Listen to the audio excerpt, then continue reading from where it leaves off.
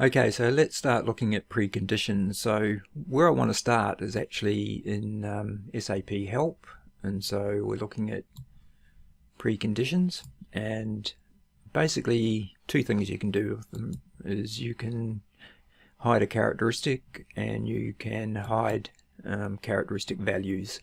So principally in this presentation we will look at the value aspect of it. And in the SAP help, we'll look at the example. So I think preconditions in some ways is popular because if you go to SAP help, it's one of the first things that you learn as far as dependencies are concerned. And and so conceptually and syntax-wise, they're relatively simple to understand. So let's go look at the example in the SAP help. So in this example, there's two characteristics. One is the model of a bicycle, and the other is the number of gears for a bicycle. So basically what we're saying is the racing bicycle is the only one that can have 21 gears. So the idea here is we create a precondition, and so it has this source code. So very simple, model equals racing, and that precondition gets assigned to the value. Okay, so that will only show if the user has selected racing. So if we scroll down a bit, the other part is that you want the value 21 hidden for the characteristic gears if the model does not have a value yet. So this is an additional piece of logic. So we're adding an AND statement basically. So not only should the model equal racing, but it also needs to have a value specified for model. So if it is blank, so the user hasn't selected anything, the 21 gears is hidden. So that's all very fine. That's relatively simple logic, and on the face of it, why wouldn't you use it? The issue starts to become complicated, and this example is really simple, but we can make it really complicated. So so we could say, well, we also are now adding the the mountain bike to have 21 gears. So then we would have to start playing with our logic. We'd have to say model in racing and and in mountain bike and model specified, and then we might get situations where the the racing bike doesn't have 10 gears as an option, and but the mountain bike does, the tandem doesn't, etc., etc. So then you start ending up with quite a series of logic against each value, and it becomes, from a modeler's point of view, a difficult thing to manage long term, because the issue is the preconditions assign really at the very, very bottom of the tree of the model against a characteristic value, and to get a complete picture of that is difficult. So what I'll do next, I will switch to a real life example that I've looked at recently for a customer, and we'll just sort of step through the issues they're having from a real life point of view.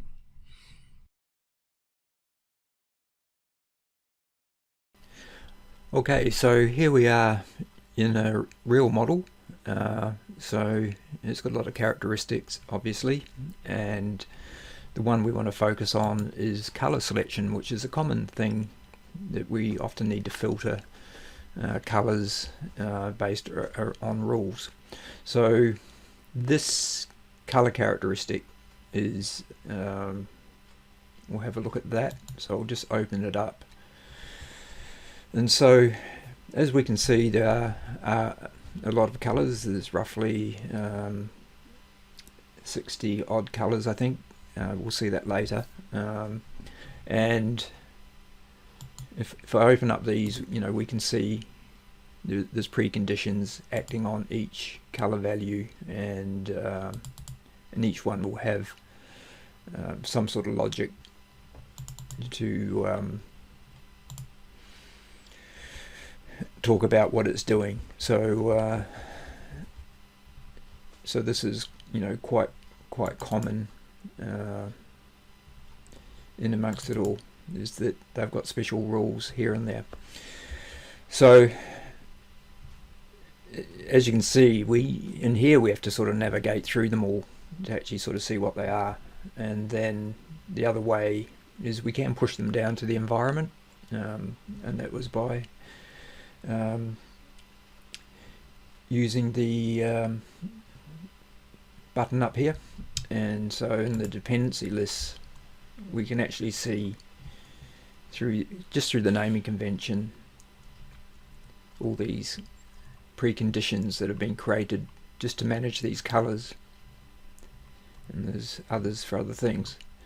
So that makes it quite complex, and because I was asked to look at this, and I was trying to understand what was happening with colors, and I started going through all the preconditions one by one to see if I could actually understand what was going on. So I'll show how I started doing that initially, and why that wasn't very successful for me.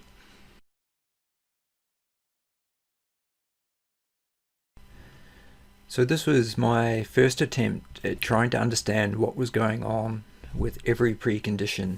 And so what I started doing was building up the spreadsheet.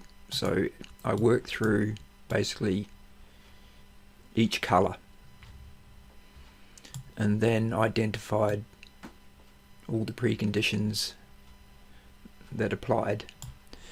And then in these other columns, it was really just using my way of trying to analyze what each precondition was doing by looking at particular characteristics that were referred to, the type of condition, whether they're not equal or equal, etc. And some other characteristics that come into play that were a bit obscure, etc. And I started doing this and got part way through, probably less than 25% through all the characteristic values, and to me it was really hard to see a clear pattern, and particularly if you're a modeler coming in not knowing the business well.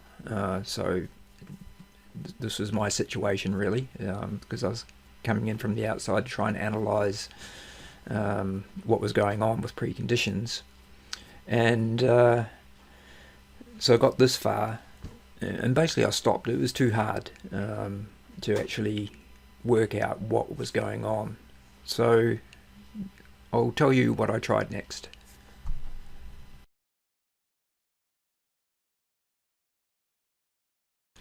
So I'm a bit of a visual person when it comes to trying to understand relationships. So what I did, I took those relationships of color and precondition and actually loaded it into Power BI, and just created a very basic overview of what we have. So here we've got all the color descriptions, and then out to the right we've got the preconditions that are against each one.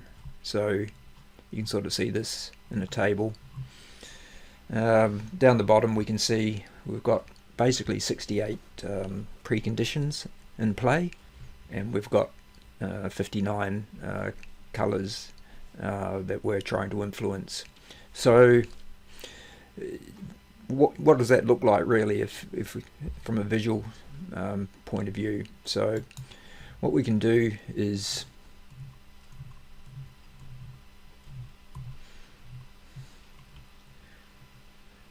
drop this out into a visual.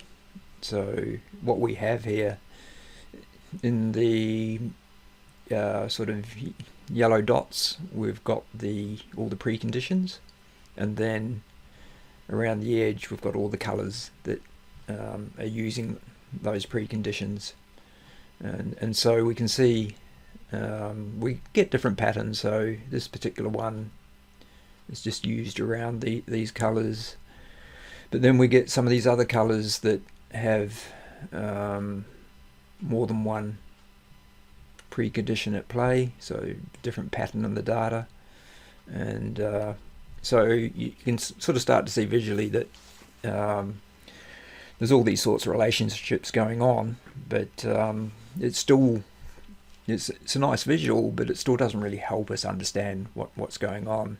So what did I do next?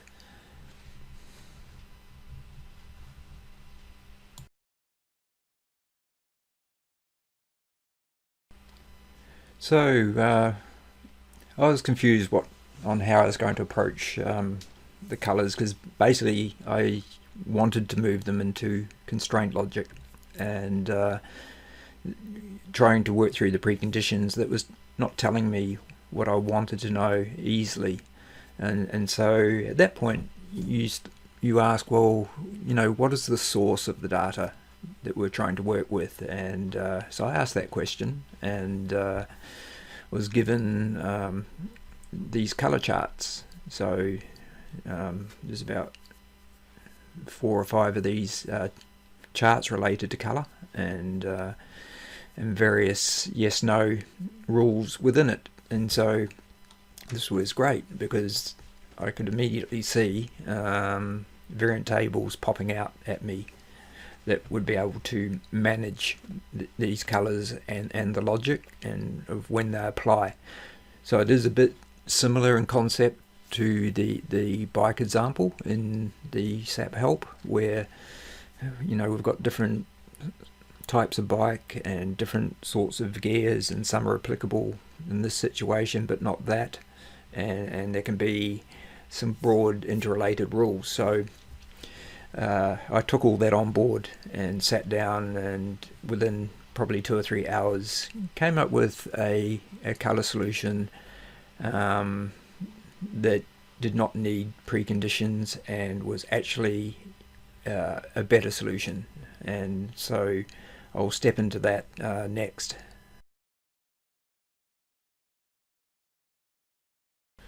So this was a proof of concept of what I proposed for colors as a new approach. And so I borrowed an existing model that they had, and basically what I did was bolt on a couple of constraint nets to capture what I was doing, and it keeps it separate from whatever logic they currently had. And so so this constraint net was basically around the color controls. The other constraint net I created at the same time really there was some logic around restricting some plant controls, where we make things, and so the two were actually interrelated to some degree. So in this constraint net we've got 5 constraints, and so most of them, let's explode them out just so you can see. So it's really built around, in the main, 2 variant tables. So we've got this one,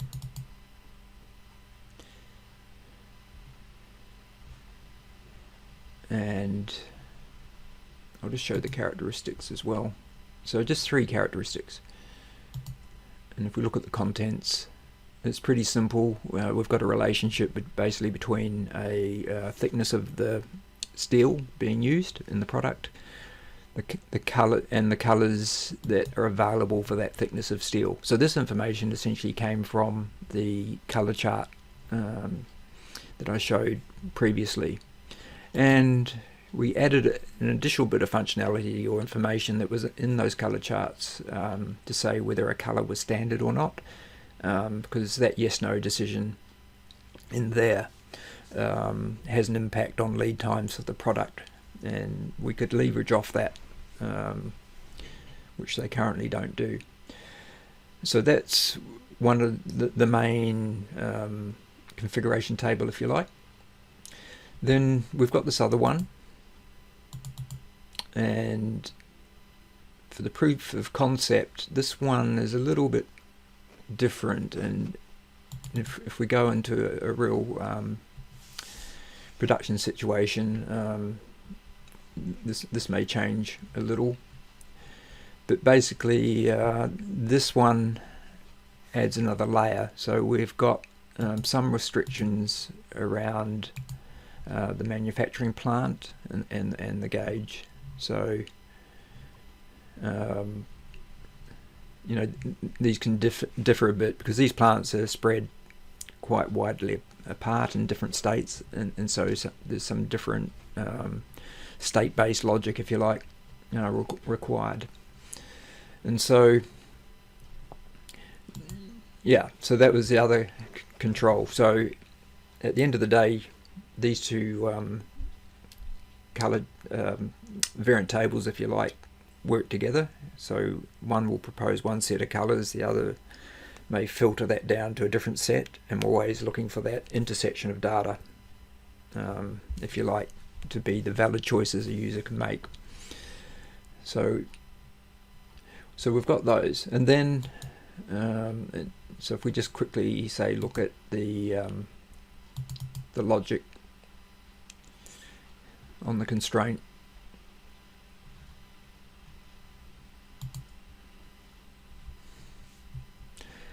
So that's all it is. It's actually really simple, and this logic, once set, we never have to touch. All we do is maintain the relationships in the table, and it makes sense because we can just visually look at that table and see what's going on. We don't have 69 or whatever it was preconditions with convoluted logic. We can, you know, garner most of it just from a variant table.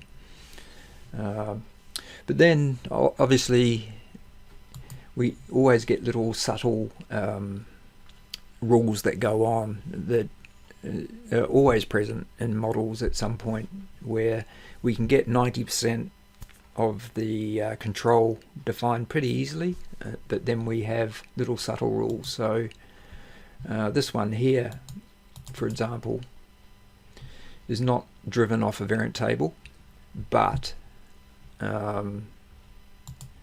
we do have an instance here where we're leveraging off that standard color, yes, no, and we're saying in this case for if this particular characteristic equals yes, then we want to restrict the colors available to be only those that are a standard color. So standard color equals yes, and then infer the colors back. So that means we can then overlay these other subtle rules that will only kick in when required, and so on and so forth. So we've got a couple like that.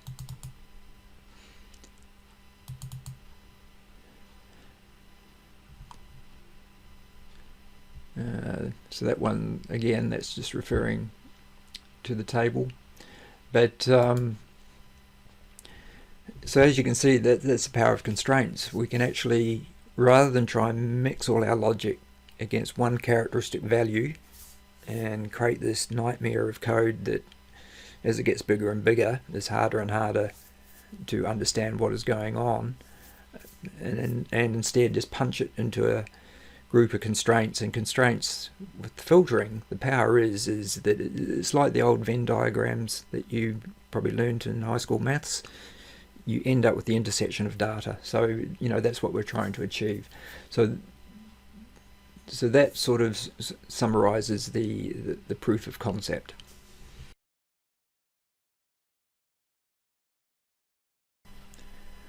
Okay, just to quickly see this in action, what I've done, if we just click up here to the view settings, just clicked on this with excluded characteristics, just so that when we select a color, and we've got the color is set to standard, we get this drop down and we can see all the valid standard colors that are getting filtered in. So if we didn't have that clicked on,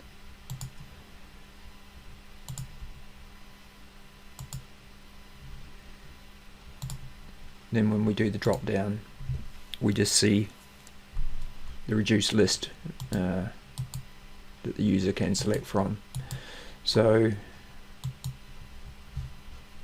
that just shows the end result, if you like.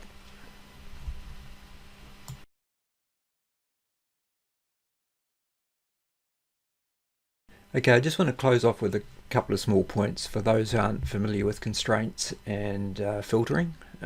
So a couple of important things is, if we look at the characteristic that we want to filter, so we'll just go look at the detail on that.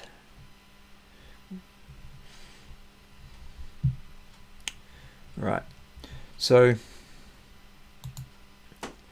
it's got the restrictable flag turned on. So in LOVC, whenever we want to restrict values with a constraint, we need the characteristic to be set as restrictable. Now, if you're transitioning to this using existing characteristics, sometimes you have to deactivate all the dependencies related to this characteristic to make this box become selectable, because once the characteristic is used, it is grayed out. So you, in a real huge case, you can write a program to go and set that flag, and then you can run an SAP provided program to then recompile all the dependencies, so then it will work correctly. So that's one of the main points, I suppose, with doing filtering using constraints. Now, I hope that you agree that this is a far better solution, particularly for the VC modelers who need to maintain this sort of logic that can get really complicated really quickly sometimes. And by using constraints, we can actually break all those little requirements and some of those big requirements into chunks and just layer them on top of each other, basically, and the constraint logic engine will work out what are the valid values that should be available to the user. So it makes the user experience a lot better. And in general, quite often with the interaction of constraints and procedures, I prefer to use constraints for selecting things, and only use defaults where I need to, because sometimes that interaction for the user is a bit different when you mix constraints and procedures onto the same characteristics sometimes. So I'll leave the demo just there, and then we'll wrap up.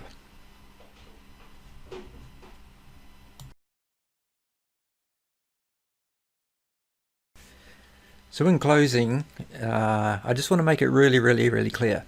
Don't use preconditions. There's only one use case, and in our online training we do teach that one use case, and it's around multi-value characteristics, where in LOVC you're limited to using preconditions, and that one situation, but that is the only use case that I teach and I recommend when I talk to people about how they should construct their models. Hopefully you can see that the problem with preconditions. So the code is buried very, very low. It's hard to find. It's hard to relate one piece of code to the next, to the next, to the next, and really work out what's going on.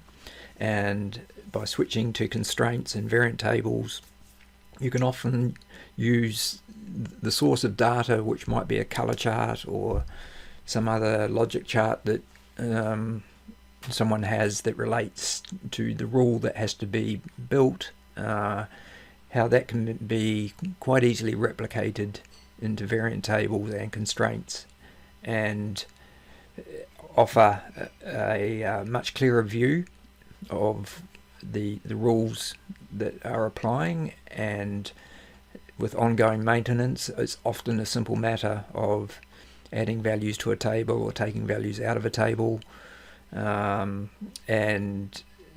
things like that. So it also makes that area much more flexible. It's easy to add additional constraints if required, and it's easy to when someone comes along with some new requirement out of nowhere, like could be marketing, could be sales, it could be production, whoever, you're going to get those.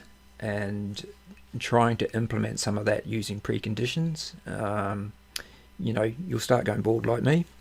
It will drive you nuts. So the takeaway, if you haven't got it, is don't use preconditions. Go to constraints. If you're learning modeling, go to constraints. If you're an experienced modeler and have preconditions, think about your models then, and think about transitioning to constraints. So that's my takeaway. And as we move towards the advanced variant configurator, constraints is really the way that things are heading in that configurator, heavily being promoted as a constraint engine. And so, cut your teeth on that in LOVC. It'll put you in a better position if you do reach the point of transitioning to the AVC, and make your life easier in the long run. So thank you for your time. If you want information about our training online, just drop me an email, visit our website. You can get me that way as well, and also look out on the web, YouTube, etc., for content that we release out there as well at times. So thank you very much.